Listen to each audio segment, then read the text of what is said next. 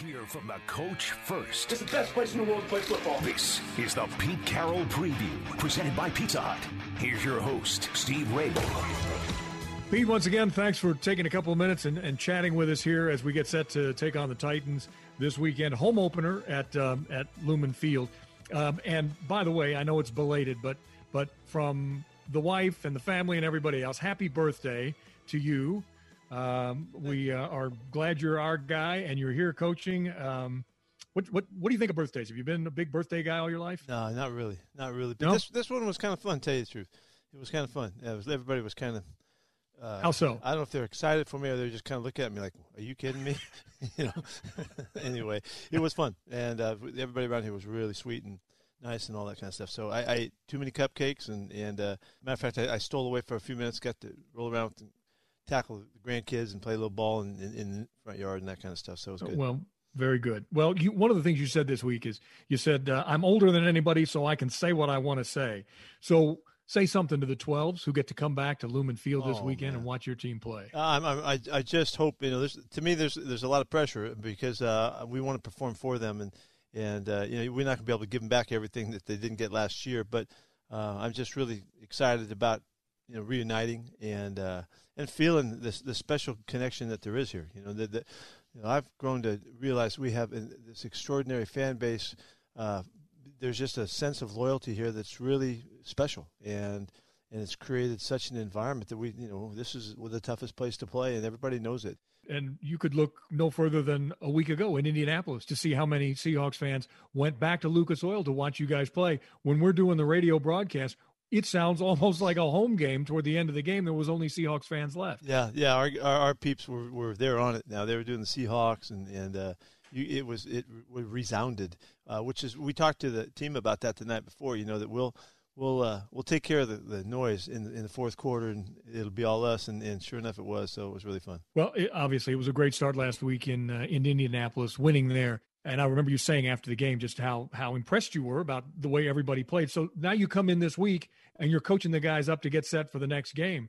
You've got a lot of these veterans back. And I talked to Dwayne Brown. He just could not be more excited to be back and be playing for you and his quarterback. Yeah, well, this is a good group. We have really good leadership. We got Russ and Bobby and Dwayne and guys like that have been around and they know what it takes and all that. And so they can fortify the message and help the young guys stick to it and kind of kick them in the butt when they're not right about how to respond to situations and all that.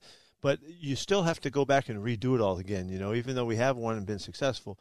That's why we have to go so much back to the basics and the fundamentals of the principles and the mentality and all that, or you start slipping. In human nature, we take the easy way out, and we got to fight against that. And so, we can't get comfortable with it. But we got to get good at it. That's the point. You got to get good at winning. You got to get good at being successful. I know I coach way better when we're winning than when we're not, and so I want to keep it going as long as we can. Yeah, I think I'm a better broadcaster when you're winning than I am when otherwise. Okay, so Tennessee comes in. They got their behinds handed to them a week ago by the Cardinals. I don't know if it was the Cardinals were great or if Tennessee just played poorly. But what do you see in this Tennessee team? Well, we see terrific players with similar background of winning. These guys have won a lot of games. Coach Raible's won 29 and 19 or something like that, since he's been there. So they've been winning the whole time.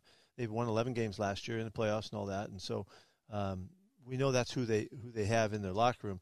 Last week, that game just went all Cardinals. I mean, everything they did, they slapped him around with their pass rush and just made it so difficult and got ahead so far that the running game wasn't the factor. So you really took them out of their game early. And that this is not a team that is made up to be coming from behind and throwing the ball over the yard. They want to run the football and for all the obvious reasons. You got a couple of pretty good wide receivers there, obviously. You got more than just a couple, but Matlock, as I like to call him.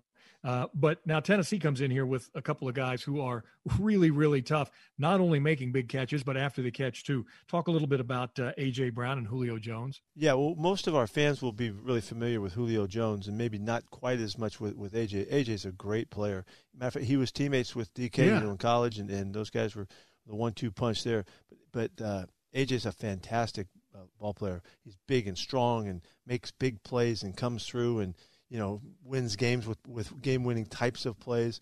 And Julio is one of the best guys we've ever played against. And so those are incredible receivers that we're going against. And Tannehill's had a really big year last year. It was a struggle last week, but he was 33 touchdowns, 7 picks or something like that. 67% or whatever it was. He had a great season last year, and so they're loaded. Talk about the young guy that you guys just signed to the 53. What kind of thrill is it for John Ratigan, Army cadet, to come up and be on the 53 with you guys? And what does it mean to you to have a young man like that on your squad? Yeah, it is a significant. There's significance here. This is a great kid, just to get to the academy and then make it through it and all of that. That's an enormous accomplishment. And then to do it with kind of with honors and all that. I mean, had a fantastic career there. And unfortunately for Johnny, he got hurt in camp, had a groin thing, and it just couldn't quite get started in the first couple weeks of the preseason. So we had to wait to see him. He had a very good game in Game 3, and we've liked everything we've seen. But to add to that, though, I think you're mentioning the kind of character and stature that this kid has, and he is jacked up now. When he was up here that day and signing up, he was fired up, man. And I was asking him about his duties that he owes, the academy and all that, and he says, I'm a football player. As long as I can be, I'm going to be a football player, and I'll take care of that when the time comes. He's got 5 years to do for them someday down the road, but right now he's just thinking about playing ball and having a great time with this team, and we're lucky to have him. Finally, Pete, this is Alumni Weekend at Lumen Field, so there's going to be a lot of guys. In fact, I heard something like 80 former players are going to be back there. You are one of those coaches that, and believe me, I've been around coaches who kind of didn't want any of the old guys ever around.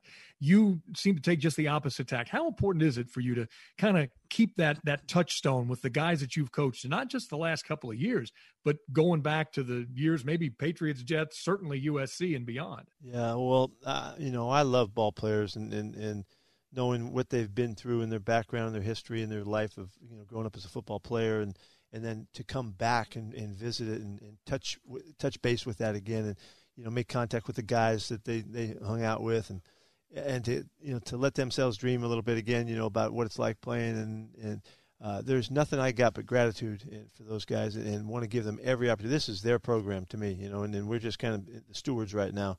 They're the ones that made this place, and so we owe them everything. And so I open up the doors and open arms and all that to welcome our guys back whenever we can. So I'm really thrilled that there's 80 guys. That's awesome. That'll be great fun for everybody.